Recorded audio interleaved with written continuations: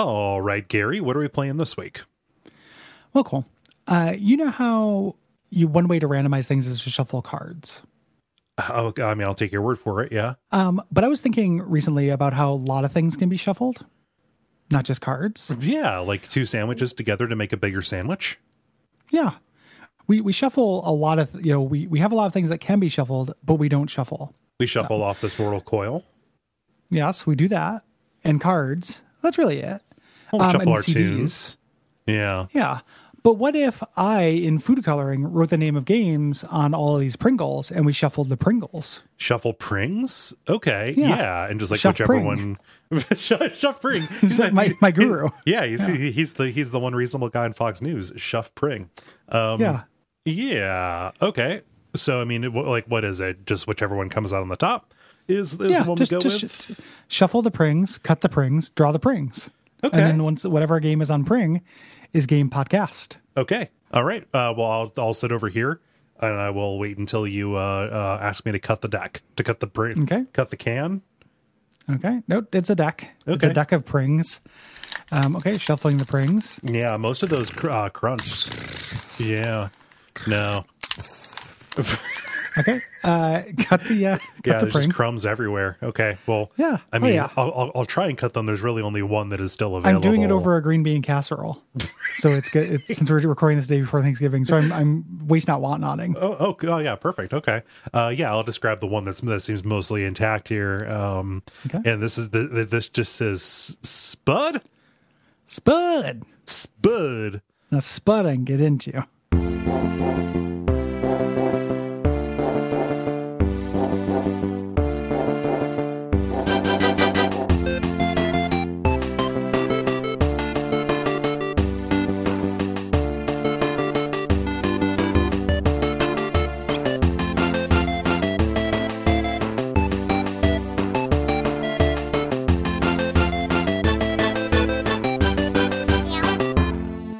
My name is Gary Butterfield. My name is Cole Ross. Welcome to Abject Suffering, the show where I'm baby, you're baby, and the screaming never stops. Yeah, and this week we are talking about a game I did not know existed. This is Spud, or Spud, a point-and-click 3D... Well, on movie games, they don't call it an adventure game. They call it an interactive cartoon. Even that is disputable. This is 1995 DOS game, and this is a patron demand from 96. Ryan. 1996, sorry. Okay, yeah, that's okay. Yeah, this is a patron demand from Ryan. Sorry about the wait. Yeah, sorry, Ryan. Apparently, there's a lot going on with this. I had no idea what it was. Spud is the grandson of somehow actionably not Santa Claus. Like they never call him Santa Claus, and he's little. Is Santa in this? Is not Santa? It's weird. Like they take pains never to say Santa. Huh. He's like a jolly toy maker. Okay. Who annually delivers toys, but not the one you're thinking of. As a habit or as a hobby, he says. Yeah. It's saying it is on the side. Is that so like Jewish kids can play They don't this? get sued by Santa? Yeah, sued by Big Santa. Yeah, I think they'll be sued by the makers of Elf. Nobody owns Santa. Disney I was like, the whole Santa. time I was playing this, I was like, I could make a Santa game. Yeah. If I wanted to be Santa's grandson, I could. Uh-huh. You know? Yeah, no, like did Disney and Coco and Santa? It's like they worked out a deal where they split custody. Yeah, every Monday, Wednesday, and Friday, Disney gets them. Every Tuesday, Thursday, and Saturday, Coke gets them. Yeah, and on the unlikely event of a Sunday, they flip a coin. They also own polar bears, but Spud, who is not dressed for the winter, comes in, and there's a horrifying J.F. Sebastian-esque toy that projects an image of Santa. Mm-hmm. Tiny Santa. Just literally a parody of the hologram Princess Leia that comes out of R2-D2, like right down to Yes. "You are our only hope." This is our most desperate hour kind of thing.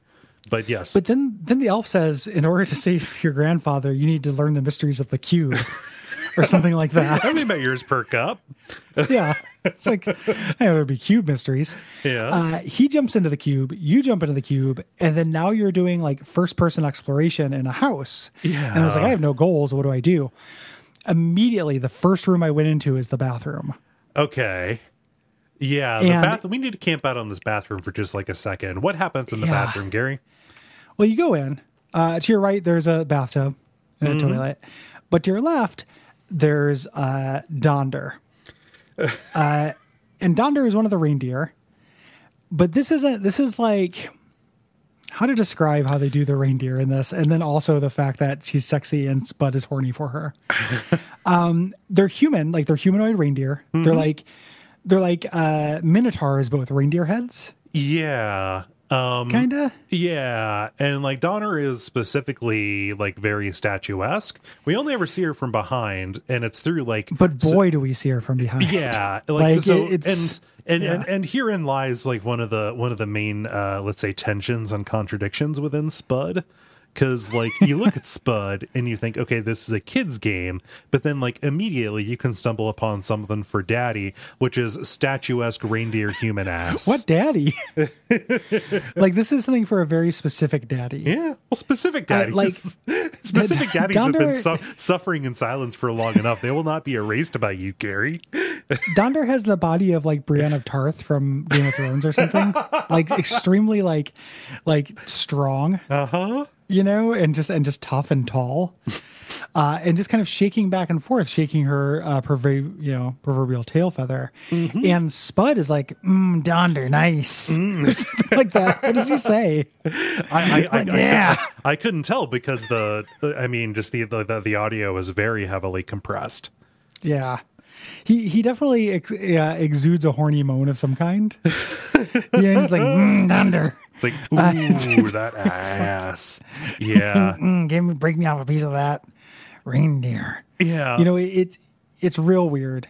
So they don't describe what you're supposed to do like until you go out to the shed where they keep the rocket sled or whatever. Like you're trying to get these reindeer to all come and go to work. Donder is one of them. I'm looking on Moby Games at the screenshots. Screenshot 7 of 7 has Donder turning around and like covering up her boobs. Here, I'll send you a link to this. No, I'm there. Okay, all right. Like don't no need for a link, buddy. You think I'm not on this shit? Yeah. Like so apparently you do something to turn off the water maybe. And that gets her out, but you get a little bit of side boob again in this sub Toy Story level fidelity 3D it's render very that hard happens. to express how not beautiful Donder is. Yeah. You know, I could tell that you're supposed to interrupt the shower because there's a weird set of pulleys that goes to the bathtub from the bathtub to the shower. Okay. And I was like, I probably had to manipulate those. And then the next reindeer I ran into was the one who was sleeping, which I think is Blitzen. Yes. He has a stereo in his room. You go over to another wing of the house here, you get a CD, which is like Spud says, "Ooh, it's Stravinsky's Rites of Spring," and I was like, "Oh, that's a pretty sophisticated reference." You know, music that made people go mad. It caused riots. You put it on, it's just butt rock. It's just 90s like grunge, and he gets up like, "Sorry, dude." Yeah, I'll go to work. Rudy, who is Rudolph. Which I don't like that Rudy's in this. No, like that he was a retcon reindeer. But he's on his computer and he's waiting. You know, he's like, I'll just meet you at the computer when everyone's done. And then I kind of ran out of stuff I could do. I kept finding these bunnies. Yeah. And then I was like, I don't know what to do, and then I stopped. Because I was still kind of reeling. I was still kind of reeling from Donder's dump truck ass. Donder's, like Perky Bush. Donder's stiff cloaque. Yeah, that cottontail. Yeah. So you find those bunnies laying around. You find gnomes as well. Has like a little bit of like a hidden object kind of thing. Let's talk about the interface on this for just a moment, because you go around from point to point. It's a little bit like Myst, except you can turn around in 360 degrees around you. It's not quite full on Myst 3 and 4 like QuickTime 3D panorama kind of thing. But yeah, you turn around, the cursor is really non-responsive, and there's no inventory screen. You like open up a little toy box and you go inside, and you have like your own little like mind palace room where all of your items and stuff are. Yeah. Yep. And then you can kind of manipulate those for presumably puzzles. Yeah, like I found one of the reindeer. I've got a note here because it seemed very strange to me. One of the reindeer apparently is just it's just an inflatable. Yeah, it's Prancer. Prancer you find in a drawer. It's a pink and purple inflatable reindeer that you can inflate with a bellows. I wasn't sure if they were like if they were implying that it's a sex toy. I think they were. Find it in a little drawer under a bed. Well, this is from the makers of Pissed, right? Is it? I believe so. Let me see here. Developed by Charybdis. They made the quivering. Oh, we're going to need to fast track the quivering. I just looked up their classics collection on Steam. Loosely currently on sale for $3.74. I thought maybe these guys were the Pissed. No. Guys. The quivering is that's rough stuff. Look at the quivering. Ooh, boy, those character designs, buddy. Kind of in the same vein as this a little bit. Yeah, they got consistent art style. But with like droop-eyed, almost like South Park kind of things. Pretty rough. Not a great time for visuals in any regard. Yeah. Maybe it was just, if you like Pissed, you'll like this. Yeah, this is not the same people, but I just remember seeing this brought up with Pissed a lot because this is also kind of a parody. Yeah. Not explicitly, but of like adventure games in general. Yeah. Pissed was made by, it was developed by Bergman Stallone Incorporated. Hey. I need to know more about Bergman Stallone. Bergman and Stallone. Check out this very sad and very genuine review on Steam. I'm going to read to you. Okay. So 9.4 hours on record. This is the only thing I remember from my childhood. I was so excited when I found out that's on Steam. My dad, my sister, and I would play this and Toonstruck all the time, and I recently bought Toonstruck on GOG. I just bought this today and completed the first half in just under 2 hours. I can't believe I can still remember what to do after 12 years or more. So good to be able to play this again. I can't believe it has bad reviews. 10 out of 10. This is the only thing I remember from my childhood. I arrived at age 18. I was sitting at a bus station. I was a blank slate. Yep. And then came Spud. Yep, I got activated by Spud. Spud and Dr. Chillblaine. Chillblaine. Chillblaine always brings the worst mixes to the party. Fucking Spud, dude. Fucking Spud, man. Yeah, so I didn't get very far. Did you get to the like the part of the workshop where there was obviously an elf massacre? No. Yeah, you kind of go downstairs a little bit, and there are elf bodies. There's blood on the walls. It plays like spooky music. I couldn't find any evidence that it was like toy elves and it was like red paint or whatever. So further confusing the issue of whether or not this is for kids or adults, or whether it's actually Santa Claus. This could just be whatever this like hobbyist's friends are.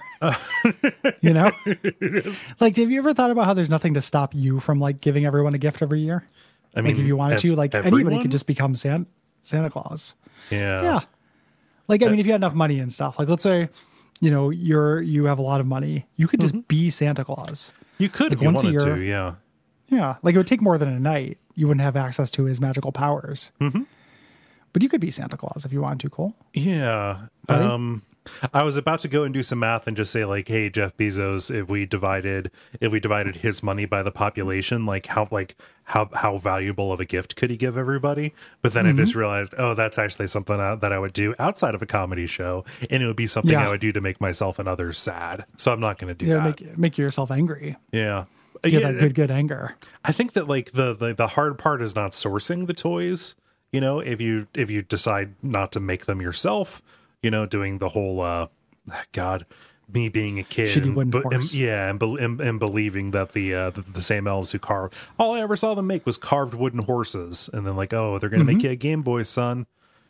What a joke. Yeah. They're the elves are trying to make a PS5, but they can't find the gumdrops. Yeah.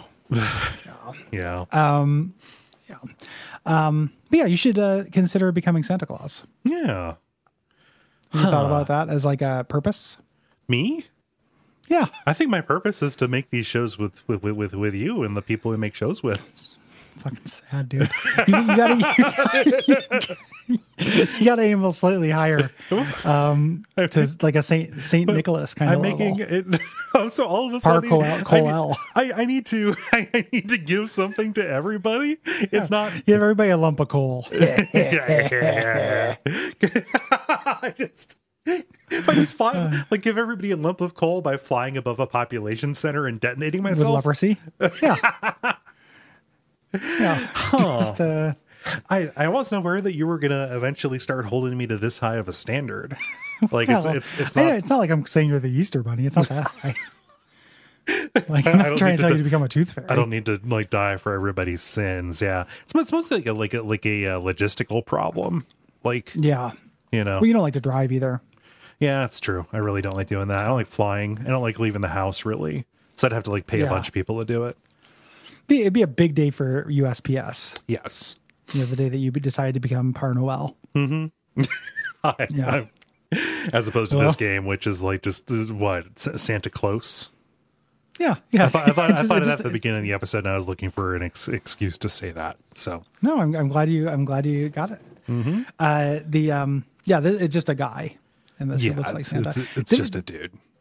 Did I ever tell you that in a fourth grade school play I played Santa? No. How did that work out for you? So here's the kind of dork I was.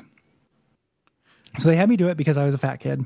Okay. But I was into it at the time because I didn't participate in things. But the plot of the school play was Santa had quit because he was grumpy. And all the elves and all the kids had to sing songs and do things to cheer up Santa. Okay. And the musical director of Cheeseboro Elementary School, I was like, that's not real. That's not Cheeseboro real. Elementary. Check it out, dude. Check it out online. Cheeseboro is where I went to elementary school. I do not know how it's spelled. I was in fourth grade. I was in fourth grade. I couldn't spell. It was a very bad school, Cheeseboro. Well, it's just a complicated word. Yeah. Here we go.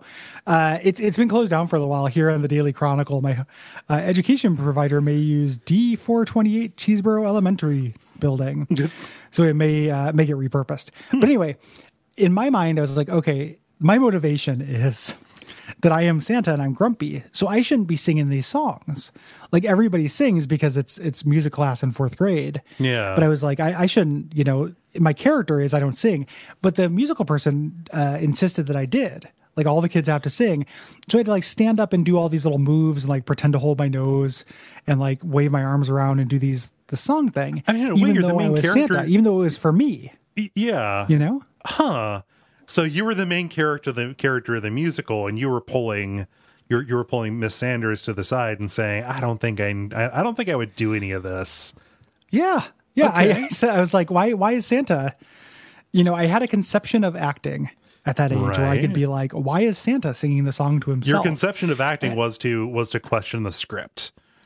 Yes, which is that, as far as I know, that's pretty solid for actors. All right, okay. But I was just like, and part of the reason why I wanted to do it is because I like the idea of just sitting on the stage and being like comically grumpy. While everyone tried to sing songs at me until eventually like I got one over. Okay. So there was at one point videotape of this. I don't know where it's at now. But yeah, that's it. That's the story. It's just me being a pedantic little shit in fourth grade. So did you succeed in convincing this music teacher that you shouldn't be singing? No. Get your fat ass up there and sing. Yeah. She's like, sir, you are in fourth grade. Spell Cheeseboro, and then we can talk. Which I just found this out because in looking it up, Cheeseboro Elementary is not like Cheeseboro. It's CHESE Bro. Was the name of my elementary school. Chesebro? Yeah, but it was definitely pronounced Cheeseboro. I do, but Chesebro is what it looks like, or Chesebro. Man. The only story like that I have is in second grade. They decided, okay, instead of just having a Christmas pageant or whatever, we're going to have different classes, like different second grade classes, kind of do different holidays from around the world. I don't remember what other what the other classes were, but mine, Miss Taylor, in our class, we got assigned Hanukkah. The problem is, you had to spell Hanukkah. I mean, people can't even agree on people who know can't agree how to spell Hanukkah. No, the problem is at Ontario's Stingle Elementary School, since we're giving away Stingle. It's just like the name of a dude. He was like a commissioner or something. I don't know. But we didn't have any Jewish kids. Okay. Even by the time we got to high school, there was one Jewish family in our entire school, and like I knew that because people made fun of them because fucking of course they did. But so here's all these kids, kind of like going through and singing songs and doing all of the, just like rituals for a holiday we'll never celebrate, which is really strange. Like that teacher wasn't Jewish, but like we were making latkes in class, and doing like Jewish folk dances for Hanukkah in front of everybody, in front of an auditorium of people who did not celebrate that holiday. It was very weird. Well, it's weird because it's the second most common winter holiday that we celebrate in the United States. Right. And it's treated like here's the exotic dance that they do in, Mongolia or something. It's not treated like just extremely common. Right. That's the weird part about it. It's not that like it's exoticized in a moment just because of how white, and goyish. Yes. That your zone specifically was. We were. Yeah.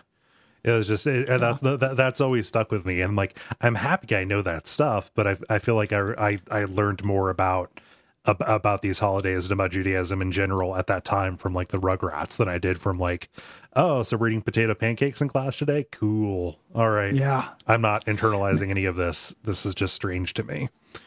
Yeah. I would fuck up a latke right now. Oh my God, so good. Dude. Oh man. Like a latke. You ever a latke sandwich? I've never had a latke sandwich, but it sounds amazing. Yeah, it's like it's all just like breads on carbs on breads, but like it's so fucking delicious. There's a restaurant in Portland that does a sandwich that has a latke and then pork on it.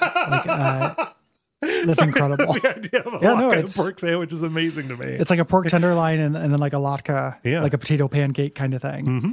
Not like and something else, but super good. Yeah, good story. I've got a huge I've a lot of affection for that because when as a kid, one of the restaurants we would go to for like breakfast and stuff was Perkins. You ever been to Perkins? Oh sure, yeah, very much been to a Perkins. Yeah, but they my grandma always got the potato pancakes, and I always had a little bit of them from there. Oh. So it's a warm association with a family member I love greatly. Speaking of. You know what I've decided that I can confess? Yeah. Okay. Spud, 1996. Okay. If this had come out in 1996 and I had it, I probably would have jerked off to this Donder thing. Yeah? At 16? Okay. No, I've been there. I've been there. Yeah. I think so. I think this would have been enough. I've been scrubbing and rewatching that part on YouTube. And I'm like, would this pass my exceedingly high standards? Yeah, at the time, and I think it would have. Yeah. It's like, okay, is this vaguely shapely and implied to be something I'm not supposed to be seeing? Yeah, yeah. Like, does this like remind me of parts that I've thought about a lot? Yeah, it certainly does. No, like I've mentioned and alluded to here in the past on like specifically like drawing a picture of a lady so I could make use of it in that way. Sure. Yeah. So I don't think I would go out of my way to draw a reindeer woman. Like I'm looking at her now more closely. She doesn't have hands. She has hooves. Which has to make, and this entire bathroom and this whole area is made for hands. Mm-hmm. Even your cursor is a hand. That's how you do things. But she has no fingers or anything. She just has these hard hoofs. Yeah. How's she supposed to do anything? Like she would need a lot of help is my point. So you think that's your in? That's my in. Yeah. Can you like answers to a 16-year-old's help? You know, I can turn that valve for you. I recently got a royal assassin and a pack of revised magic cards. Does that impress you?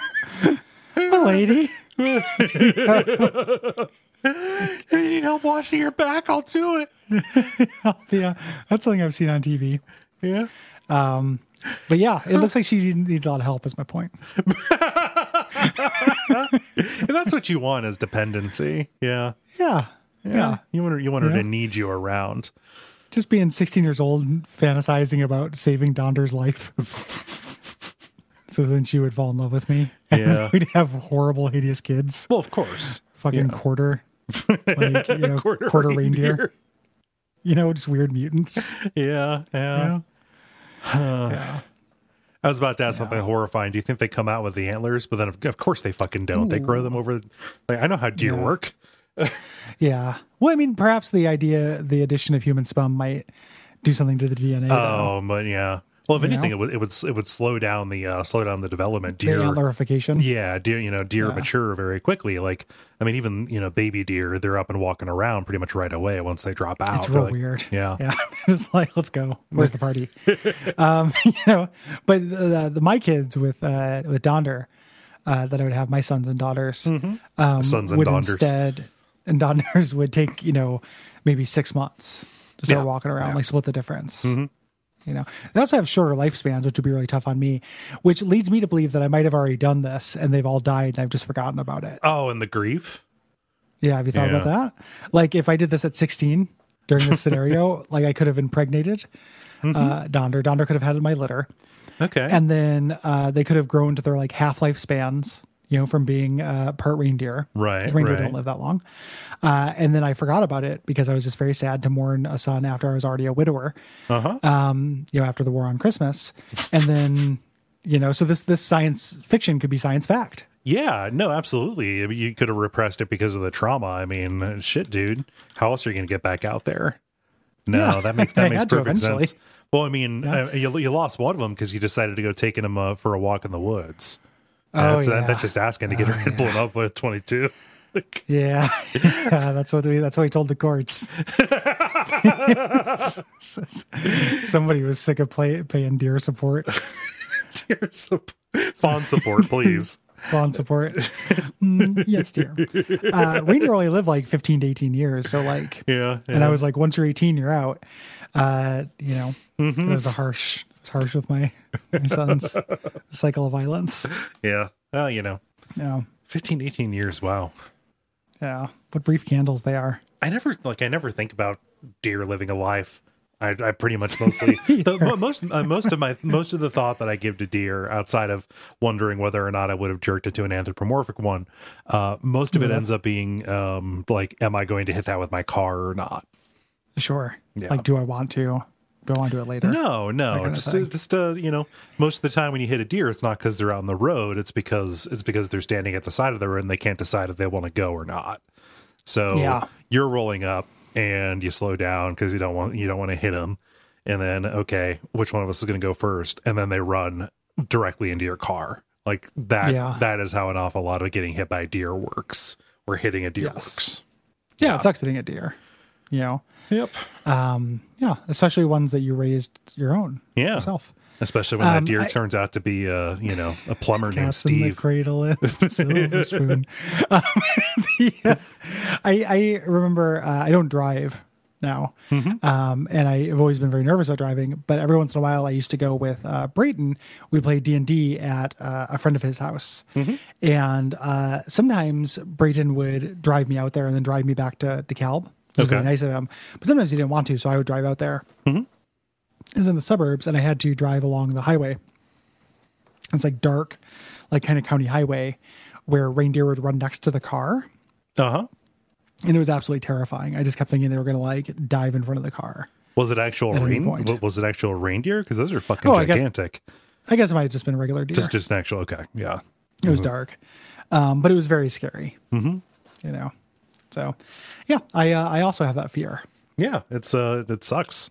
Like, geez, is this the day my insurance premiums go up? Well, that's not the part I'm scared of. Fucking square.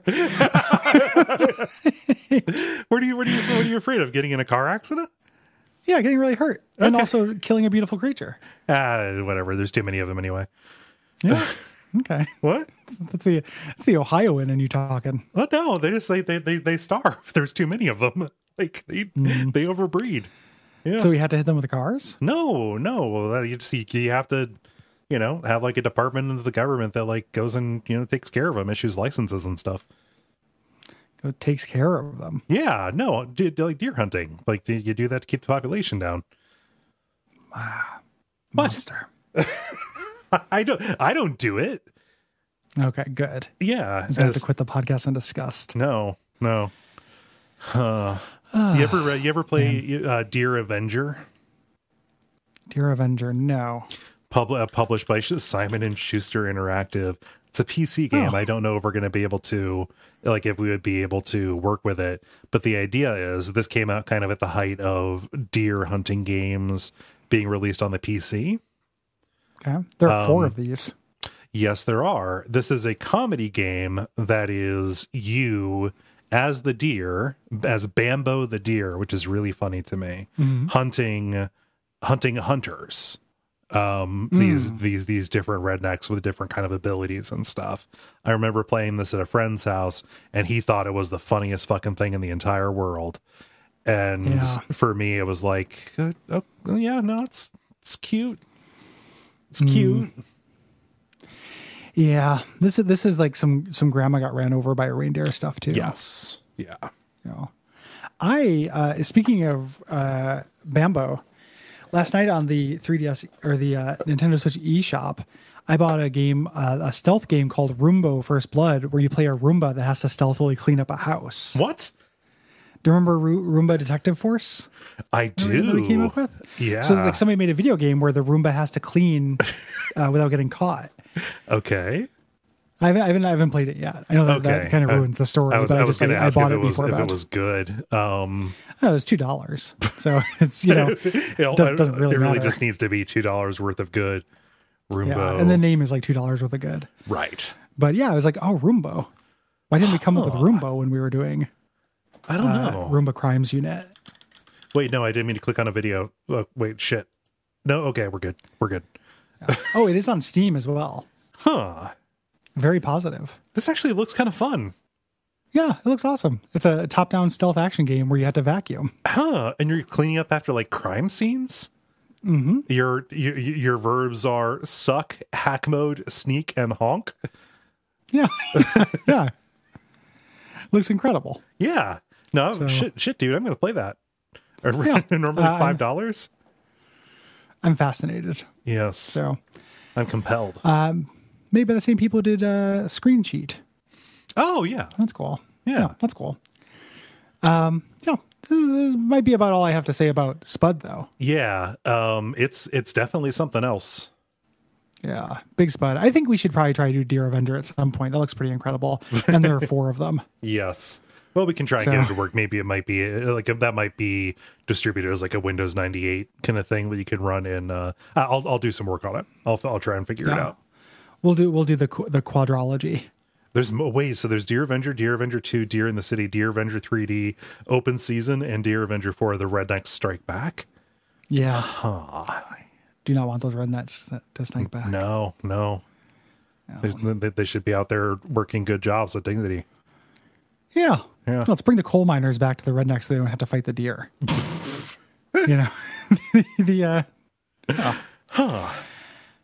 Oh, man. Yeah, I think that's all I've got to say about Spud too. So yeah. Thank you, Ryan. Yeah. Thank you very much. We appreciate you. Ryan, right? Yep, Ryan. I believe. Yeah. Thank you. Really, really do appreciate it. Sorry about the wait. Yeah. If you like the show, if you'd like to sponsor an episode, you can do so by becoming a patron. If you go to patreon.com/Duckfeed.tv. You also can get a bunch of bonus shows and get episodes a week early. And not just bonus shows of this, but bonus shows of several of our programs and support your boys. Yeah, it's a good time. We designed it to be. Yeah. I think you covered everything. No. Yeah. Well, I've done it before. let's see here. Which I need to like put these into a spreadsheet so I can know which ones I've used before. Okay. Yeah. So until next time, as our good friend Oberon Libe on Twitter says, I'm sorry, but we had to amputate.